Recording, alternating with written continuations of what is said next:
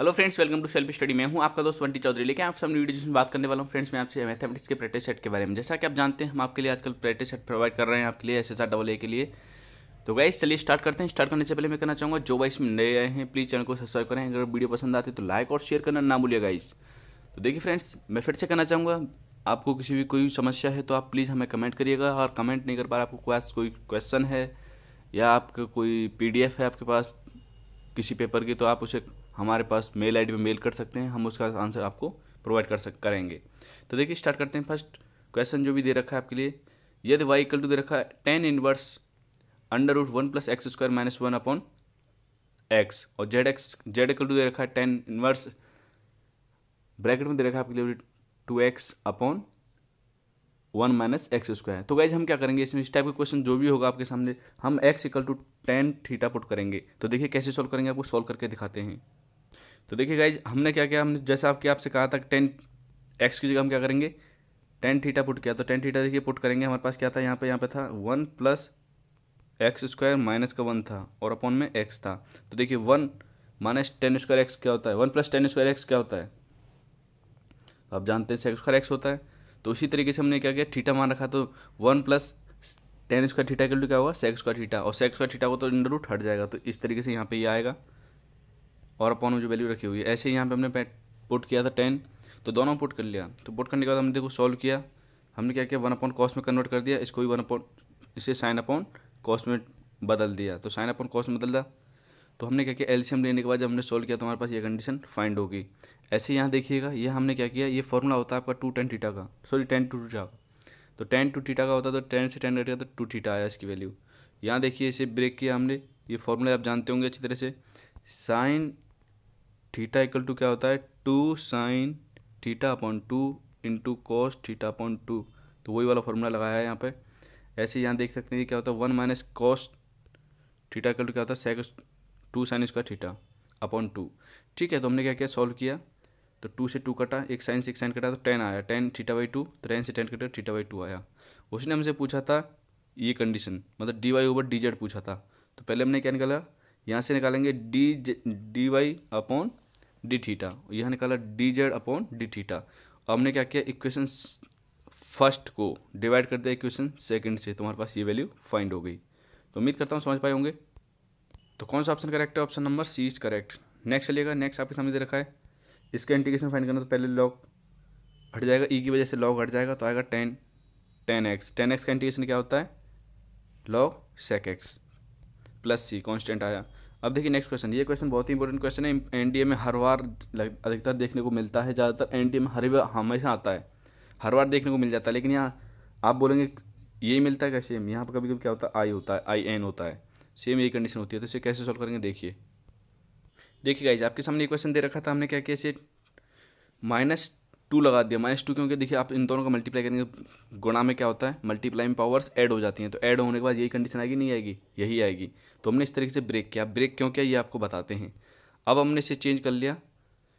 आपने पढ़ा होगा formula 1 + tan² theta equal to क्या होता है, sec² थीटा होता है। तो ये वाला फॉर्मूला 1 को इधर लेके गए तो tan² x की वैल्यू निकल जाएगी। तो tan² x के लिए निकली यहाँ से, इस फॉर्मूले से। अब देखिए हमने दोनों का मल्टीप्लाई कर लिया, tan का मल्टीप्लाई इससे और tan का मल्टीप्लाई 1 से, ये कर लिया है। अलग अलग हमने क्या किया, दोनों को इंटीग्रेशन लगा दिया। इंटीग्रेशन लगाने के बाद देखिए हमने क्या किया है, इस वाली कंडीशन को पहले लेट कर लिया है। जब इस वाली कंडीशन को लेट किया, इसे तो इक्वेशन फर्स्ट कैसे, इक्वेशन सेकंड कहा। अब देखिए यहाँ से हमें पता चल रहा है ये किसके इक्वल है, इसके इक्वल है, क्योंकि आप देख पा रहे होंगे, समझ पा रहे होंगे। ये तो फर्स्ट इक्वेशन हो गई। सेकंड इक्वेशन देखिए, ये हमने कहाँ से निकाली है, ये देखिए हमने कहाँ से निकाली। हमने जो आपके साथ पास देखिए यहाँ दे रखा है आपके पास n दे रखा है। अगर मैं कर दूँ n की जगह पुट करता हूँ n-2, तो यहाँ भी क्या पुट करेंगे, जहाँ जहाँ n दे रखा हुआ n-2 पुट कर देंगे। तो n-2 dx यहाँ कर देंगे, नहीं कर देंगे, क्योंकि यहाँ पर अगर 1 पुट करते हैं तो यहाँ 1 पुट किया जाएगा, यहाँ 2 पुट करेंगे यहाँ भी 2 पुट होगा। ऐसे ही हमने n-2 पुट किया तो यहाँ भी n-2 पुट करना पड़ा। तो इसलिए हम क्या कहते, दोनों इक्वेशन को ऐड किया। फिर तो दोनों को इक्वेशन को ऐड किया, क्योंकि ऐड का ही आंसर पूछ रहा है, इसका आंसर पूछ रहा है वो। तो दोनों को ऐड किया तो आप देख सकते हैं ये तो माइनस में है, देख पा रहे हैं, देखिए यहाँ ये माइनस में है और ये हमारी क्या है, प्लस में है। तो ये आपस में कट जाएगी, तो हमारे पास केवल ये बचेगी। देख सकते हैं जब हमने आपस में ये काट दी तो हमारे पास कंडीशन बचती है ये वाली कंडीशन। चलिए आगे कैसे सॉल्व करेंगे, देख सकते हैं हमारे पास कंडीशन ये थी, इक्वेशन 4 मान लिया ऐसे। 4 मानने के बाद हमने क्या किया, 10x की जगह पुट किया t, 10x की जगह t पुट किया तो देख सकते हैं लिमिट निकालेंगे।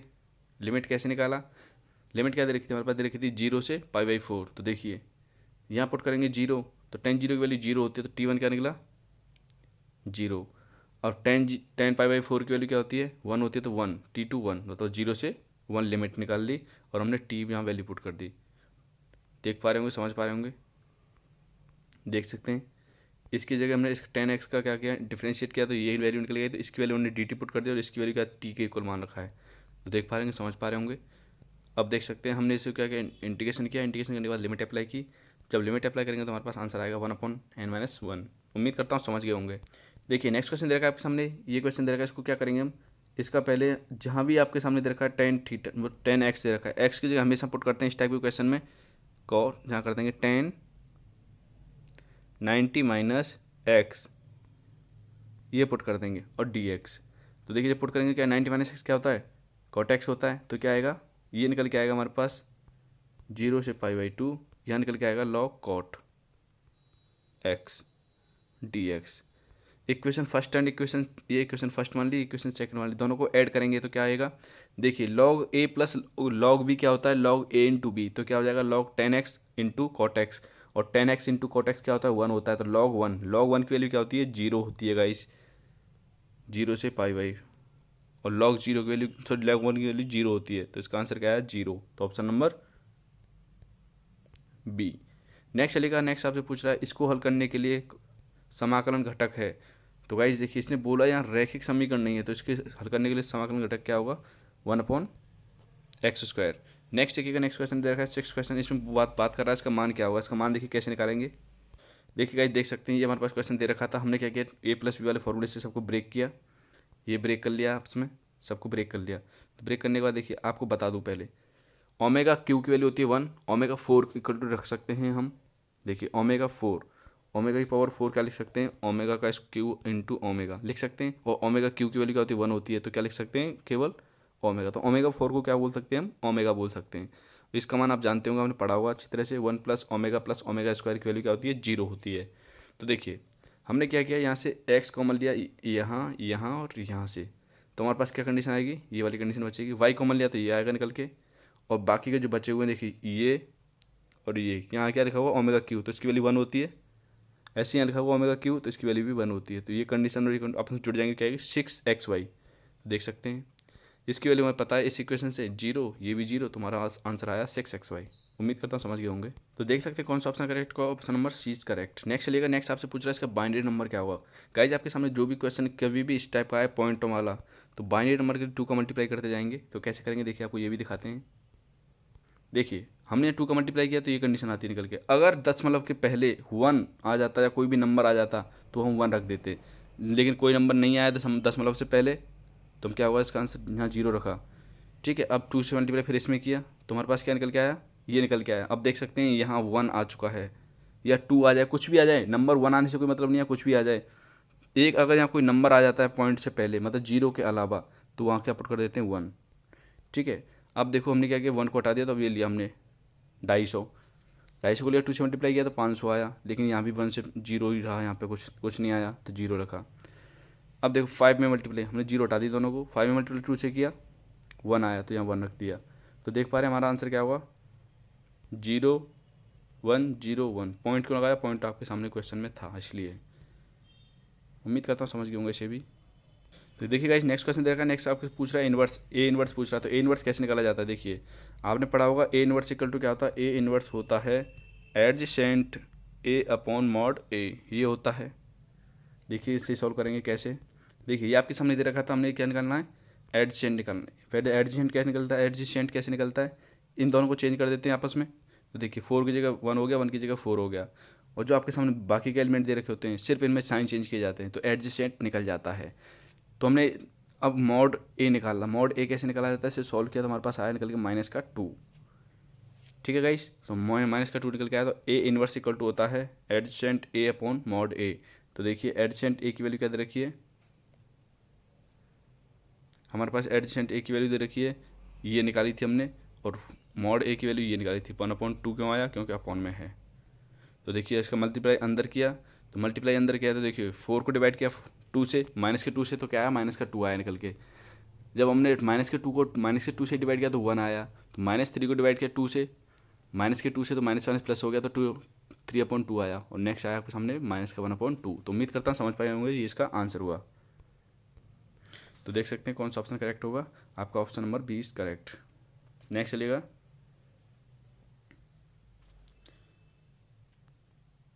सॉरी गाइस, इसका ऑप्शन नंबर ए करेक्ट होगा हमारा आंसर के अकॉर्डिंग जो हमने निकाला था। नेक्स्ट देखिए, आपसे पूछ रहा है sin का मान क्या होगा। तो गाइस आपको बता दूं, इस टाइप का नीचे अगर 0 दे रखा है, सब 0 0 हो, या ऊपर सब 0 0 हो, तो इसका आंसर होता है जो बीच में जो ये दे रखे होते हैं सबका मल्टीप्लाई। देख सकते हैं ABDL कहाँ लिखा हुआ है? ABDL। तो इसका आंसर होगा ऑप्शन नंबर सी। नेक्स्ट चलेगा, सेकंड पूछ रहा है। सेकंड से मतलब है एडजेंट ए पूछ रहा है, मतलब एडजेंट पूछ रहा है इसका। तो एडजेंट कैसे निकालते हैं? अभी मैंने बताया था, एडजेंट जो भी दे रखा है आपके सामने ए, इसके कैसे निकालेंगे? इसको आपस में परस्पर बदल दिया जाता है। तो कॉस की जगह कॉस, और इस दूसरी कॉस की जगह कॉस, मतलब ये कॉस बदल दिया आपस में, और लिखा हुआ साइन और साइन, ये साइन लिखा हुआ, साइन यूँ कहते रहेगा, लेकिन इसके चिन्ह बदल जाते हैं। तो चिन्ह का लग जाएगा, माइनस का चिन्ह लग जाएगा। तो ऑप्शन नंबर कौन सा करेक्ट होगा? Option number A. चलिए नेक्स्ट क्वेश्चन देखिए। Next question number 12। इसमें गाइज आपको बता दूं, क्वेश्चन में गलती है बहुत बड़ी, तो इस वजह से सॉल्व नहीं हो पाएगा। नेक्स्ट चलेगा, नेक्स्ट क्वेश्चन दे रहेगा आपके सामने 13 क्वेश्चन पूछ रहा है, इसका मध्य दूरी क्या होगी। तो गाइज आपको देखना है। तो यहाँ से कोऑर्डिनेट निकालेंगे, क्या निकलेगा? कोऑर्डिनेट निकलेगा फर्स्ट इक्वेशन से, सेकंड से निकालेंगे तो 1 -3 और 5, इन दोनों के बीच की दूरी निकालेंगे तो आएगा हमारे पास 69। आप खुद निकाल सकते हैं। नेक्स्ट देखिए, नेक्स्ट आपसे पूछ रहा है इसका प्रक्षेप मान क्या होगा। तो प्रक्षेप मान की बात कर रहा है, तो क्या होगा इसका प्रक्षेप मान? देखिए इसका प्रक्षेप मान होगा ऑप्शन नंबर बी। नेक्स्ट देखिए, नेक्स्ट आपके सामने दे रखा है 1031। तो क्या करेंगे? 1031 लिखा हुआ है, और आप जानते हैं 1059 को क्या ले सकता हूँ मैं?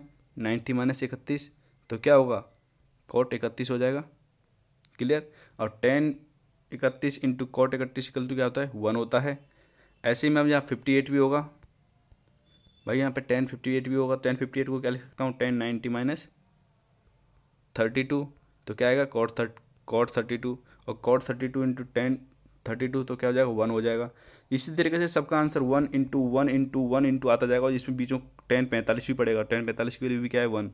तो हमारा आंसर क्या आएगा? सब 1 का मल्टीप्लाई आपस में 1 करेंगे, तो हमारा आंसर निकल के आएगा ऑप्शन नंबर सी। नेक्स्ट देखिएगा, नेक्स्ट आपके सामने क्वेश्चन दे रखा है, बहुत ही अच्छा क्वेश्चन है, बहुत ही इफेक्टिव क्वेश्चन है, और आने वाला क्वेश्चन है।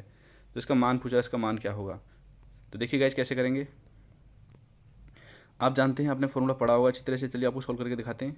तो देख सकते हैं आपके सामने लिखा हुआ है, ये दे रखा था आपके सामने, और आपको वैल्यू फाइंड करनी है इसकी। तो हमने क्या किया, पहले इसका स्क्वायर निकालेंगे, मतलब x² + 1/x²। तो इसकी वैल्यू हमने निकालेंगे तो ये निकलती है। आपने शॉर्ट ट्रिक में फॉर्मूला पढ़ा होगा, अगर ये इसकी वैल्यू a है तो क्या होता था फॉर्मूला? स्क्वायर 1/x², तो होता था a² - 2। तो देखिए a की वैल्यू क्या देखिए यहाँ पे? 2 cos थीटा। तो 2 cos थीटा पुट कर दिया हमने, तो हमने निकाला, ये निकल के आया जब हमने सॉल्व किया तो। ठीक है, अब हम निकाला था, हमने आंसर पूछ रहा था इसका, अब इसकी वैल्यू निकालेंगे। तो हमने ये स्क्वायर क्यों निकाला था? देखिए आपको बताता हूँ इनका स्क्वायर क्यों निकाला था। क्योंकि आप जानते हैं इसका फॉर्मूला खोलेंगे तो ब्रेक करेंगे तो ये प्लस ये आता है। अब ये वैल्यू में तो पता है, इसकी वैल्यू हमें पता है, ये दे रखी थी। इसकी वैल्यू हमने फाइंड की है अभी, इसीलिए हमने यहाँ पर वैल्यू निकाली थी। और -1 जो दे रखा है, -1 यहाँ है, ये इसकी वैल्यू हमारे पास ये थी। सॉल्व किया तो हमारे पास निकल के आता है, देखिए 2 हमने ये यहीं रखा, इस कॉस का मल्टीप्लाई अंदर किया, कॉस क्यू हो गया। अब देखो -2 और -1 इक्वल टू जुड़ जाएंगे आपस में, तो क्या हो जाएगा? -3 से मल्टीप्लाई करेंगे कॉस का, तो ये आएगा। और आप जानते हैं अपने ये फॉर्मूला पढ़ा हो तो नहीं पढ़ा हो तो देख लीजिए, ये फॉर्मूला होता है cos 3 थीटा का। तो आंसर क्या आया? 2 cos 3 थीटा। 2 कहाँ से आया? 2 आपके सामने मल्टीप्लाई में था। तो कौन सा करेक्ट होगा? ऑप्शन नंबर 3 इसका करेक्ट होगा। चलिए नेक्स्ट आपके सामने दे रखा है, एक पहाड़ी की चोटी पर कोई आदमी बैठा है, मतलब यहाँ बैठा हुआ है इस तरीके से, यहाँ से 1 किलोमीटर यहाँ है, एक दूसरा किलोमीटर यहाँ पे है, इन दोनों को देख रहा है। तो इनकी पूछ रहा है आपसे कि इस चट्टान की ऊंचाई क्या होगी, ये पूछ रहा है हमसे। तो देखिए गाइस, हमने क्या किया, ट्रायंगल लिया, ट्रायंगल ABC लिया। तो हमने यहाँ से देखिए 1060 की वैल्यू निकाली, आप निकालना जानते हैं। 1060 की वैल्यू क्या होती है? √3 होती है, √3 होती है। तो 3 से मल्टीप्लाई कर दिया x का, तो ये हमारे पास वैल्यू निकल के आती है। क्वेश्चन फर्स्ट मान लिया। अब ट्रायंगल लेते हैं ABD में, पूरे में लेते हैं।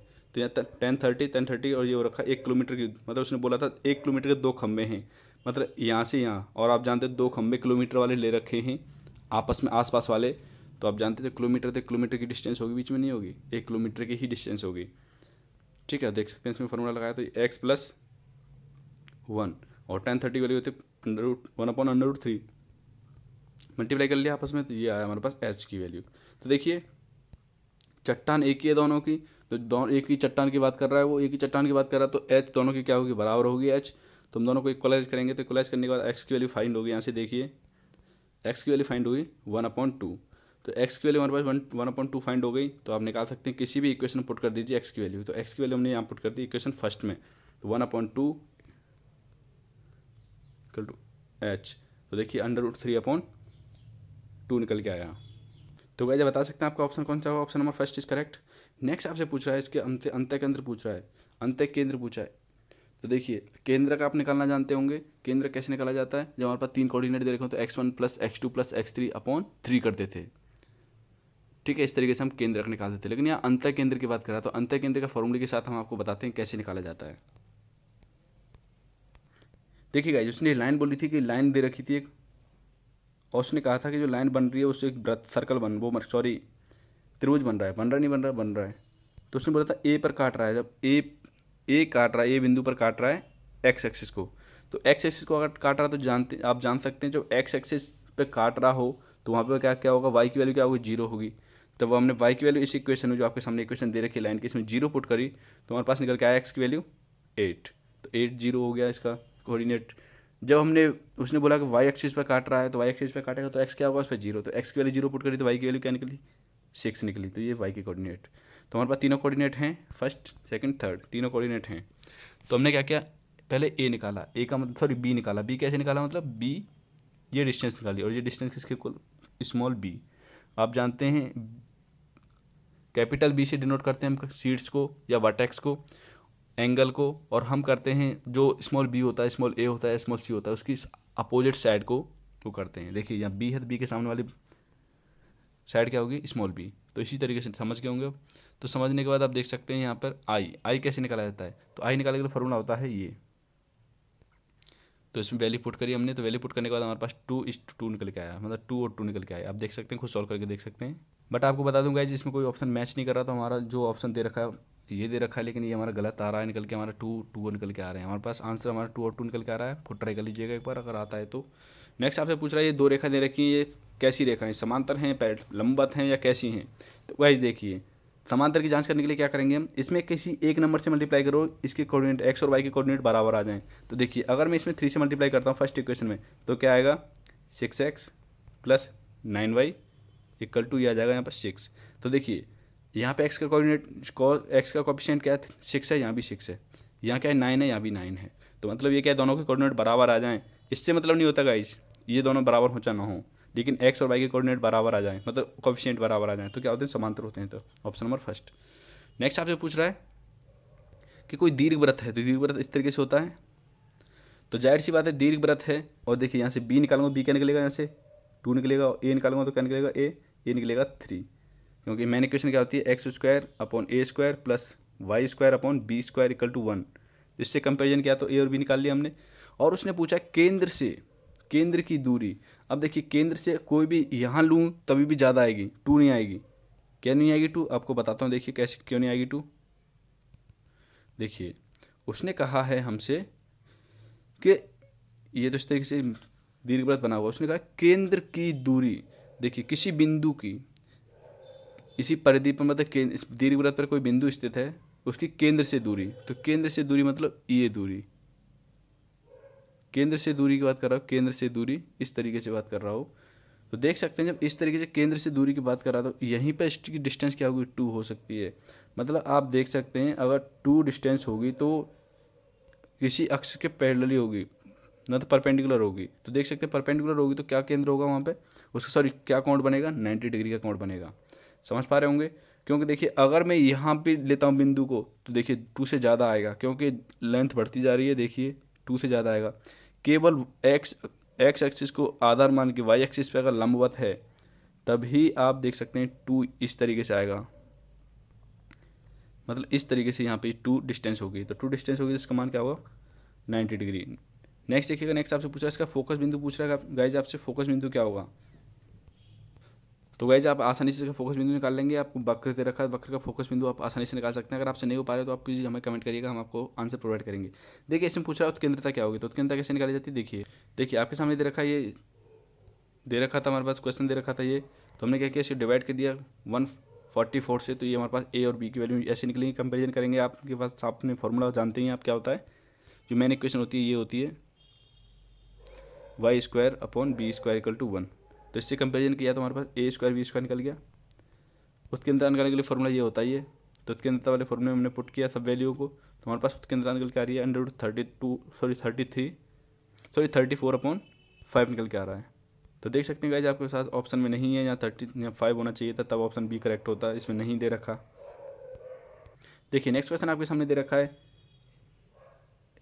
Vector A plus t vector B and vector C पर लंबवत है। मतलब ये वेक्टर जो है कंबाइंड होके इस पर लंबवत है। तो लंबवत की कंडीशन क्या होती है, ए प्लस इनका डॉट प्रोडक्ट क्या होगा, 0 के इक्वल होगा, तब ये लंबवत कहलाएंगे। तो चलिए करते हैं। तो देख सकते हैं आपके सामने इस तरीके से परपेंडिकुलर बोला है, तो ए बी सी तीनों दे रखे थे। हमने निकाला यहाँ से, पहले निकाला ए प्लस टी बी निकाला। तो ए प्लस टी बी निकालेंगे, देखिए ए प्लस टी बी निकाला तो ये निकल के आएगा हमारे पास। और हमारे पास सी दे रख, इसका डॉट प्रोडक्ट 0 के इक्वल होगा, हमने बताया था जैसे कि।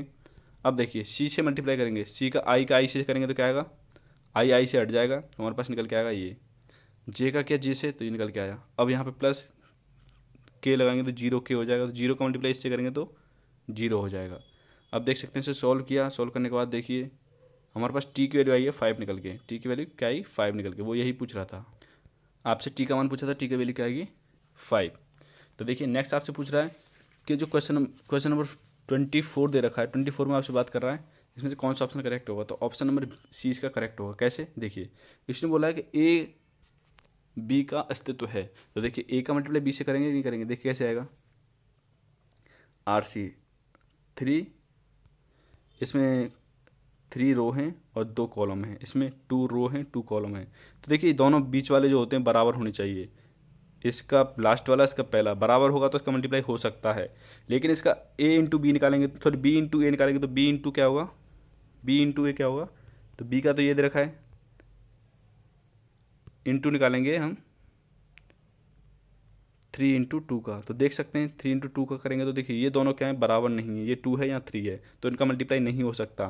केवल मल्टीप्लाई हो सकता तो a का b से हो सकता है, लेकिन b का a से मल्टीप्लाई नहीं हो सकता, उल्टा नहीं हो सकता। तो नहीं हो सकता तो बोल सकते हैं a b का तो अस्तित्व है परंतु b a का अस्तित्व नहीं है। नेक्स्ट आपके सामने तरह का आपसे वैल्यू पूछ रहा है x y z की वैल्यू क्या होगी। तो देखिए कैसे फाइंड करेंगे। देखिए आपके सामने इक्वेशन दे रखे हैं, फर्स्ट सेकंड थर्ड, ये हमने इक्वेशन मान लिया। हमने क्या किया, फर्स्ट इक्वेशन में प्लस किया इक्वेशन सेकंड को, लेकिन 2 का मल्टीप्लाई करने के बाद 2 का मल्टीप्लाई इसमें किया पहले, फिर इसमें ऐड किया, तो हमारे पास ये वैल्यू आ जाती है, निकल के इक्वेशन आती है, इक्वेशन नंबर 4 मान लिया इसे। अब हमने क्या किया, इक्वेशन सेकंड को इक्वेशन फर्स्ट में, सॉरी इक्वेशन थर्ड में जोड़ा, तो दोनों को जोड़ेंगे आपस में तो ये कंडीशन निकल के आई हमारे पास। जोड़ने के बाद हमने क्या किया, इक्वेशन 4 में से इक्वेशन 5 को 5 से मल्टीप्लाई करके घटा दिया। देखिए 5 से मल्टीप्लाई कराया, 5 से मल्टीप्लाई करने के बाद घटाया, तो हमने देख सकते हैं y से y कट गया, तो हमारे पास निकल के आता है 8 माइनस का 8x और इक्वल टू 8। तो x की वैल्यू यहाँ से निकली 1, तो x की वैल्यू 1 निकलेगी, तो x की वैल्यू यहाँ पुट कर दें 1, तो देखिए हमारे पास क्या निकल के आता है, ये निकल के आएगा आपके सामने गाइस 2। अब x और y की वैल्यू है हमारे पास, तो z की वैल्यू निकाल सकते हैं आराम से, किसी भी इक्वेशन पुट कर दीजिए, तो z की वैल्यू निकल के आई माइनस का 1। तो गाइस देख सकते हैं आपके सामने कौन सा ऑप्शन करेक्ट आ रहा है, option number C is correct. तो उम्मीद करता हूँ गाइस आपको वीडियो पसंद आएगा। अगर आपको वीडियो पसंद आया तो लाइक करना, चैनल को सब्सक्राइब नहीं किया है तो प्लीज़ चैनल को सब्सक्राइब करें। मिलते रहेंगे आपके सामने, लाते रहेंगे ऐसी वीडियो और प्रोवाइड करते रहेंगे आपके लिए practice set. Thank you friends, thank you so much. जय हिंद, जय भारत।